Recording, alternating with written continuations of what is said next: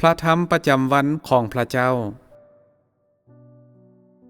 การช่วยมนุษย์ให้หลอดพ้นของพระเจ้าบ่ได้ปฏิบัติโดยใช้วิธีการของพระวิญญาณและตัวตนของพระวิญญาณโดยกงย้อนมนุษย์บ่สามารถสัมผัสหรือเห็นพระวิญญาณของพระองค์ได้หรือมนุษย์บ่สามารถยับเข้าใกล้ได้ถ้าพระองค์พยายามช่วยมนุษย์ให้หลอดพ้นในลักษณะของพระวิญญาณมนุษย์ก็จะบ่สามารถรับเอาความหลอดพ้นของพระองค์ได้ถ้าพระเจ้าบ่ได้สวมใส่ห่มห่างภายนอกของมนุษย์ที่ถูกสร้างมันก็จะบ่มีทางที่มนุษย์จะรับเอาความหลอดพ้นนี้ได้ย้อนมนุษย์บ่มีหนทางในการเข้าหาพระองค์เช่นเดียวกันบ่มีผู้ใดสามารถเข้าใกล้ก้อนเมฆของพระเยโฮวาได้มีเพียงการกลายมาเป็นมนุษย์ที่ถูกสร้างเท่านั้นนั่นก็คือมีเพียงแต่การเอาพระธรรมของพระองค์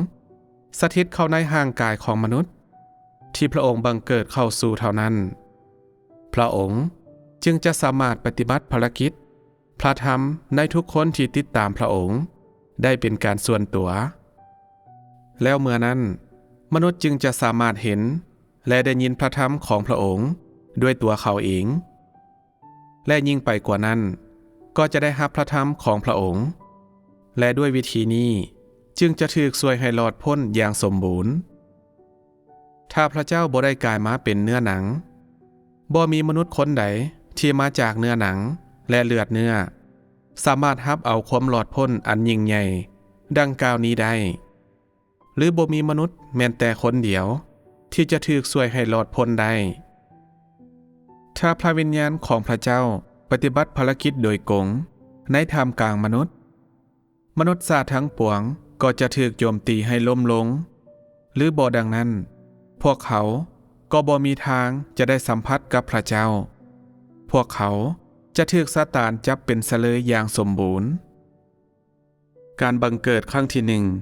แม่นเพื่อไถ่มนุษย์ให้หลอดพ้นจากความผิดบาปเพื่อไถ่บาปเขาโดยผ่านร่างกายที่เป็นเนื้อหนังของพระเยซูนั่นก็คือพระองค์ช่วยมนุษย์ให้หลอดพ้นจากไม้กางเขนแต่อุปนิสัยชั่วร้ายที่เสื่อมทรามยังคงอยู่ภายในมนุษย์การบังเกิดครั้งที่สองบ่แม่นเพื่อเฮ็ดหน้าที่เป็นเครื่องบูชาไถ่บาปอีกต่อไปแต่กงกันข้ามมันแม่นเพื่อช่วยคนที่ถูกไถ่จากความผิดบาปอย่างสมบูรณ์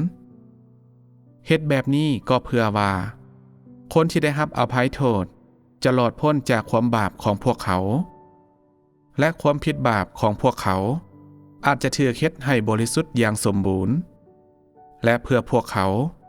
อาจจะได้รับการเปลี่ยนแปลงทางด้านอุปนิสัยกลายเป็นคนที่หลอดพ้นจากอิทธิพลแห่งความมืดของซาตานและกลับคืนมาอยู่ต่อหน้าบัลลังก์ของพระเจ้ามีแต่ในวิธีนี้เท่านั้นมนุษย์จึงจะได้พ้นจากบาปอย่างสมบูรณ์หลังจากยุคแห่งพระบัญญัติได้มาถึงจุดสิ้นสุดและเริ่มต้นยุคแห่งพระคุณพระเจ้าก็เริ่มต้นภารกิจแห่งความหลอดพ้นซึ่งสืบต่อจนถึงยุคสุดท้ายที่พระองค์จะเฮ็ดให้มนุษยชาติบริสุทธิ์อย่างสมบูรณ์ผ่านการพิพากษาและการเคี่ยนตีมนุษยชาติย้อนความกบฏของพวกเขา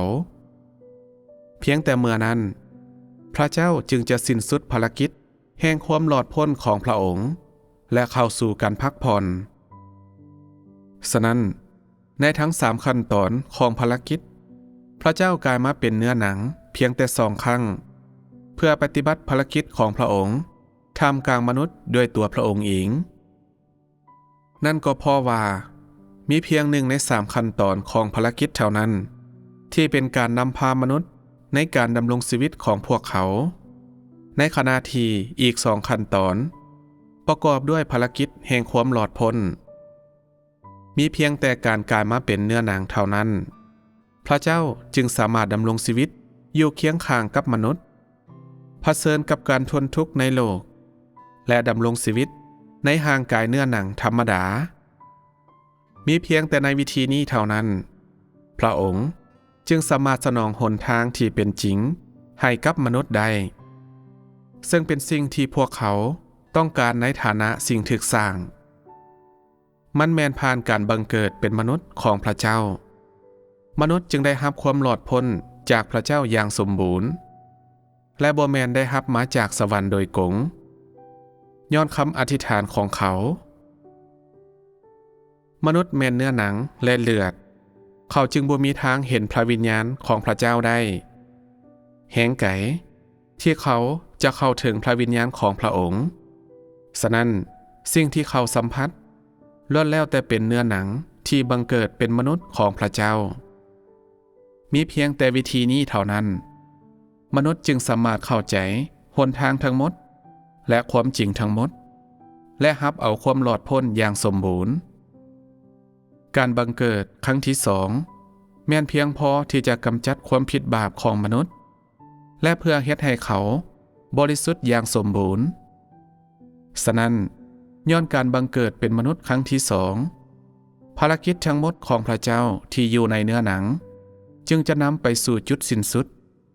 และสุดท้ายความหมายของการบังเกิดเป็นมนุษย์ของพระเจ้าก็จะถูกเฮ็ดให้สำเร็จหลังจากนั้นภารกิจของพระเจ้าที่อยู่ในเนื้อหนังก็จะสิ้นสุดลงทั้งหมดหลังจากการเกิดเป็นมนุษย์ครั้งที่2พระองค์จะบ่เกิดเป็นมนุษย์เป็นครั้งที่3เพื่อปฏิบัติภารกิจของพระองค์นั่นก็ย้อนว่าการคุ้มครองทั้งหมดของพระองค์